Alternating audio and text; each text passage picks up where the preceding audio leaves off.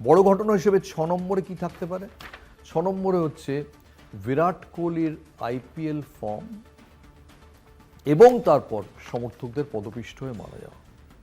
দেখুন, শুভমন গিলের কথা বলছিলাম যে একই সঙ্গে স্বপ্নকে ছোঁয়া এবং স্বপ্নের নরকে ফেরত আসা। এই বিরাট কোহলিও তাই।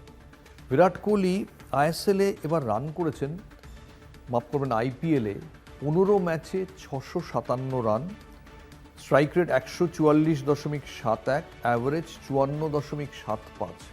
ভেবে দেখুন, 2008 থেকে আইপিএল খেলছেন, এখনও 650-র ওপর রান করেছেন 144 স্ট্রাইক রেটে, এবং তিনি আরসিবিকে আইপিএল চ্যাম্পিয়ন করে দিয়েছেন।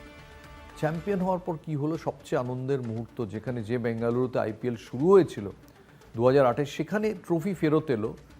সেখানে এমন ঘটনা ঘটলো যে চিন্নাস্বামী স্টেডিয়ামের বাইরে পদপিষ্ট হয়ে মারা গেলেন বেশ কিছু সমর্থক। অর্থাৎ উচ্ছ্বাস, উল্লাস এবং তারপর থেকে বেদনার গহ্বর।